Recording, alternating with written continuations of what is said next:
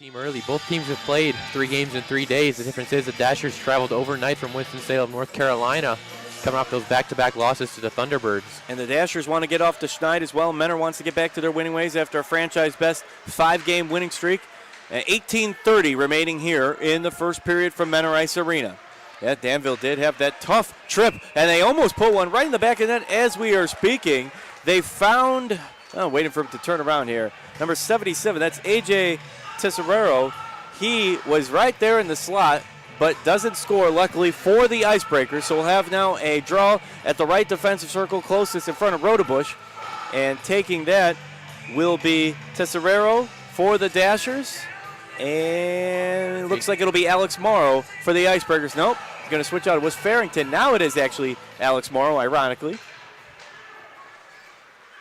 Got to get used to those patriotic jerseys for these 2 days.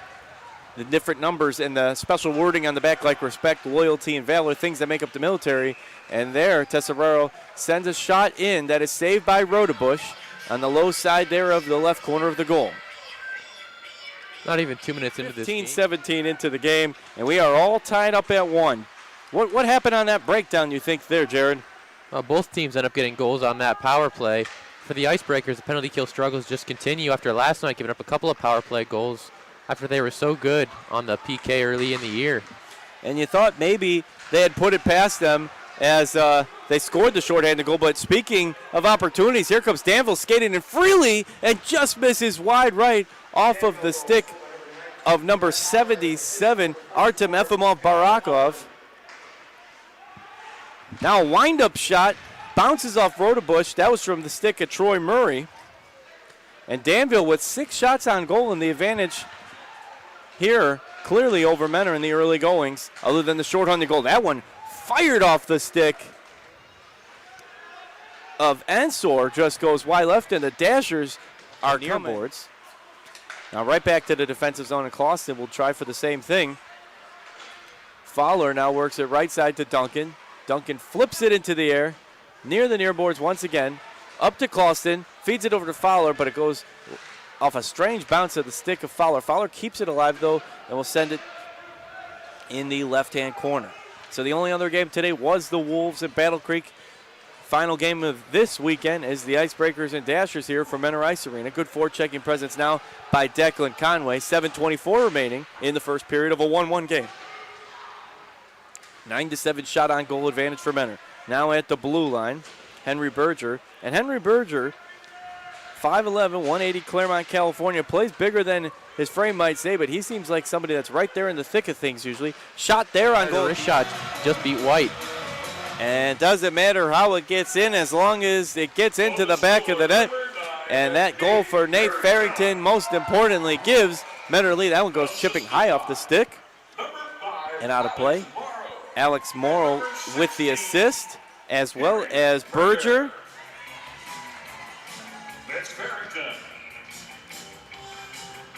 So a good finish so far for the first period. Still 3:58 remaining.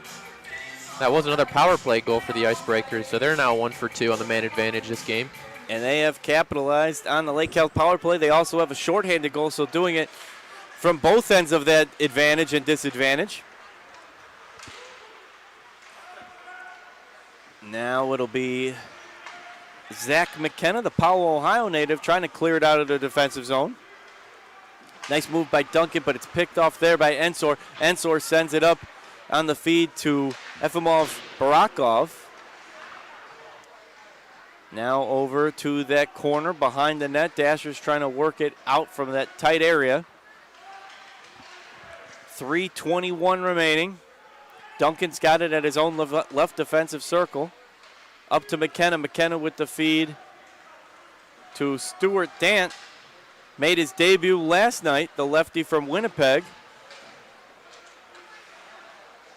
Danville sends it along the far boards. Putting pressure on there is Parker Moskal, but he's got a duo of Dashers there to break it free finally.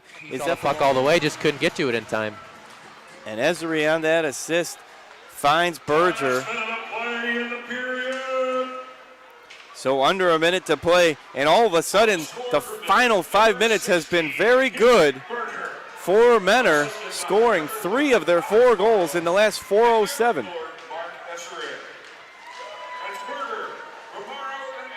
And Morrow also credited on the assist there, 39 seconds remaining. What a finish here. You got to love it if you're the Fanatics at Menor Ice Arena. And a great view is at the Founders Room. Tickets start at just $30. Will you enjoy a restaurant-quality meal? For more information, go to MenorIcebreakers.com or call 440-290-8502. In the slot now and almost made it. Another one was beautiful. Whole family here to enjoy the game. And always good to see road fans travel as well. I know we love to see when the Icebreaker fans, the Fanatics, show up at the opposite arenas. And a shot there on the rebound. Hey, they showed up at the right time. Clear those rebounds out, but that time the Dashers get there first and take advantage. Leads down to 2. And that could be a pivotal goal if you're Danville wanting to turn around. That one will go down the length of the ice and the whistle there.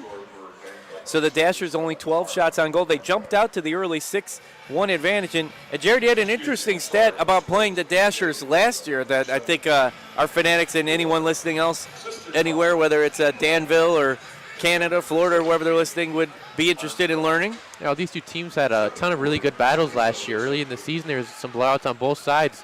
Then as the year went on, there's 3 of the Icebreakers' 6 overtime games last year were played against the Dashers. A couple of overtime losses, an overtime win, of course, that 8-7 victory here at Menor Civic Ice Arena. Parker Moscow scored the game winner in overtime. Yeah, that was, of course, the signature game last year on March 10th. And the Icebreakers had the best record they had against any team against these Dashers. But right now it's a 4-2 game in year 2 here at Menor Ice Arena. Danville trying to clear that puck, but here comes Zach McKenna over center ice. Takes the shot, bounces off of Harley White. That was a hard shot. You could hear it up here for the Breakers broadcast booth. And now Danville will clear it the other way, back of the net. And the Dashers make it a 2-goal game. And how much more workable is 2 goals than 3, would you say, in a game here in the FPHL? Well, the old stereotype in hockey is 2 goals is the worst lead to have. 3 goals just seems like such a different game. And that was just a wonderful steal on defense by Hildebrand on the pressure. And he immediately shot that one into the left corner. Second time in 2 nights, the Icebreakers give up multiple power play goals, so the penalty kill struggles kind of continue here tonight. Yeah, it's been a mixed bag. They did get a shorthanded goal, but giving up 2 today, giving up 2 last night. And it's you'd love to have that continue where they were scoring goals, but at least not giving them up. Right now they're feeling the forecheck pressure from the Dashers. Dashers trying to get right back in this game. It's whole new life. They almost stole it again, and Tesserera was right there who was trying to get a quick shot if they were able to get the steal from just outside of the slot area. 14:41 remaining here in the second period. Then we'll have the Labatt Blue second intermission. Long shot from center ice by Parker Moskal. Knocked down there by Harley White. And it gives your goalie a little bit more confidence, even though he's given up 5, knowing your team is coming back rather than being routed. So we'll see if Harley White, he had that excellent save early, if he gets back to playing a little stronger, or if the Icebreakers can continue to crack through that wall. That shot deflects off of him in the defense line, sends it forward past the blue line. Thanks again for joining us, YouTube.com. Hard shot there by Efimov-Barakov that goes off the back glass. Now the rebound shot, trying to sneak it in there.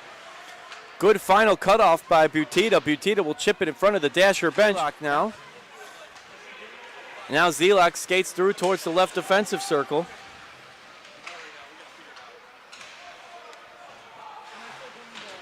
Icebreakers will send it over the blue line the other way. 35 seconds left in this penalty kill. Danville trying to notch it closer on the scoreboard here at Menor Ice Arena and make it a 1-goal game. Menor trying to chip it away from Rodebush. That's in a dangerous area. They find Murray at the left defense circle, but it goes. Now 12 seconds left in the power play. Stephen Fowler will send it all the way in the air. Nice glove save in the air there by Harley White. 5 seconds left in the power play. This one's going to expire without any damage. And so the Icebreakers are back to full strength now. Gullo crossover left defensive circle, rips one off in front of the net, and here comes the Icebreakers the other way. Here comes Isaiah Crawford, left side, over the circle. Caught up in a bit of traffic there by the Dashers defensive line. And Danville's able to clear it. If you're a Dashers fan this period, you got to be pleased with the energy level. They definitely a lot more energy this period compared to last period. Yeah, they looked at that score and said, hey, we can either talk about it or we can. Face off now between Farrington and Hine, I believe. Chasing into the neutral zone is Brody Duncan. He's got Barakov on his heels, and another whistle here. That one might have just gone out of the offensive zone for the Dashers. That'll be called back for offsides, I believe.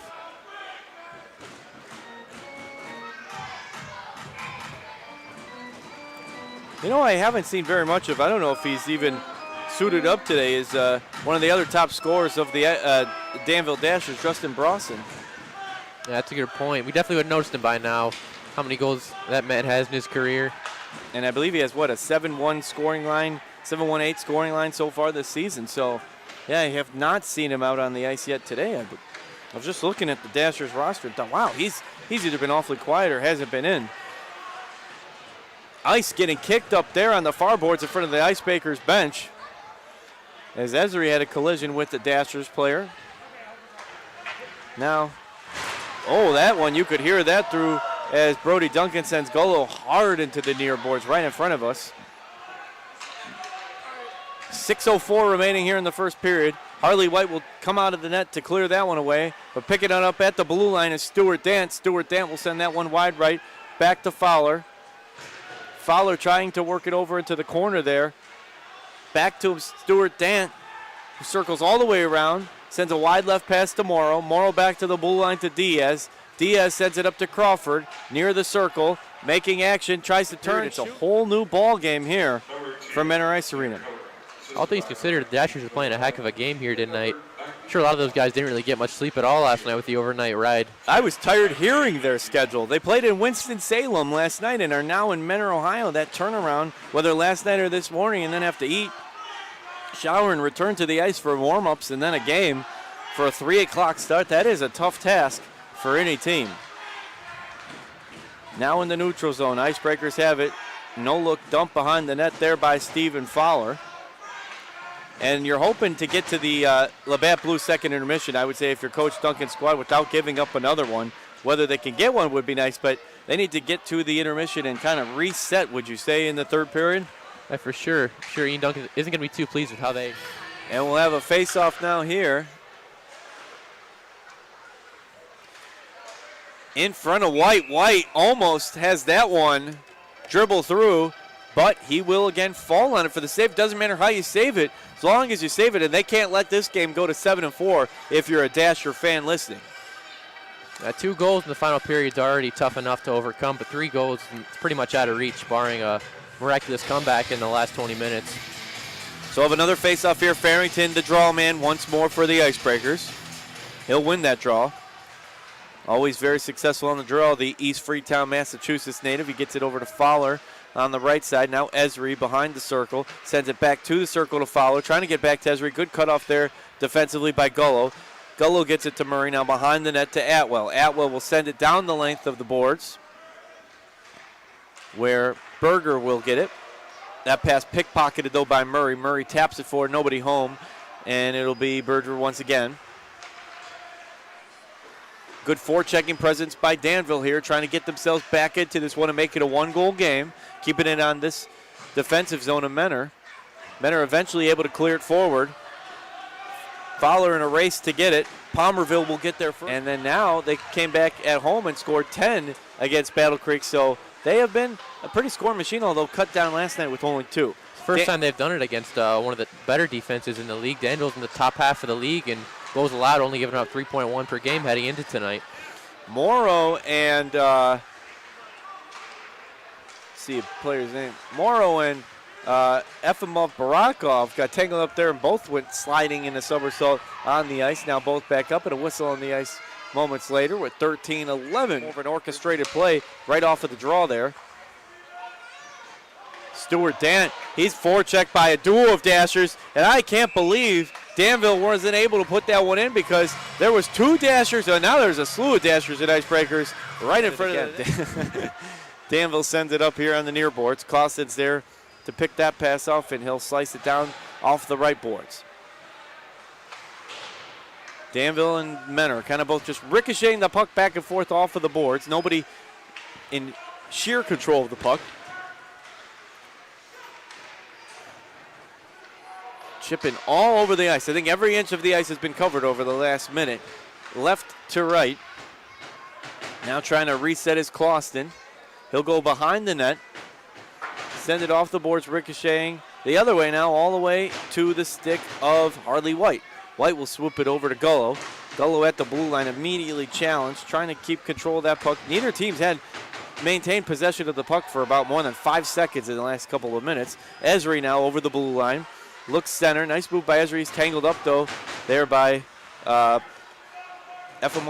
That middle of the Western Division sees Danville, Columbus, and Port Huron battling for control. Now, I know with the new division format, are the playoffs going to be top 2? Top 4 teams in each division. Top 4 of each division. It's kind of incredible. Carolina lost some guys this past season, but they have their core group, and they look as strong as ever so far after that 6-1 start, 7-1 start now after that win last night. So you're saying 4 out of the 5 teams in each division will make the playoffs?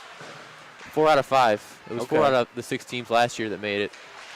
I wasn't sure if they were going to drop it down to the top 2 and have just an Eastern and Western divisional finals before the finals. Icebreaker, I just jinxed it, so they will score here in the next 60 seconds. Yeah, you never do that. Should have waited until it was over. Saw that the other day with the field goal. He's 16 for 16. Always shanks it wide right. It always happens that way. And 45 seconds left, although they seem content to kind of chill out here behind the net and wait for something to develop. Skates into the neutral zone now, works it right side to Zelak. Stick handles his way through one defender, but gets tangled up, has to drop that pass back to Hugland. Now it deflects off of Rodebush. I don't know if I've ever seen so many pucks deflect off a jersey today. Rodebush has been like a pinball over there. 16 seconds left in the penalty kill, 4:03 on the clock. Danville struggling to get a scoring opportunity proper set up. Hogland now sends it up, but that's picked off by Menor, and they will slap that one off the backboards as time expires, and the Icebreakers are back to full strength on that penalty kill. 3:47 remaining in the game. Harley White's down. Can they sneak from behind right into the net, but the Icebreakers get their last power play of the game out of it. 2:46 here to go in the last period. Charging is the call there against Palmerville. Danville will slide that one across the length of the ice behind the net. Rodebush will come out. And for Rodebush, it will be his 7th win if they could pick it up.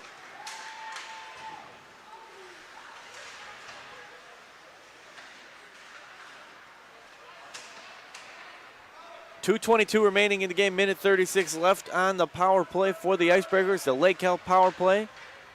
Danville sends it down the length of the ice again. Rodebush will again leave the net to come and get it.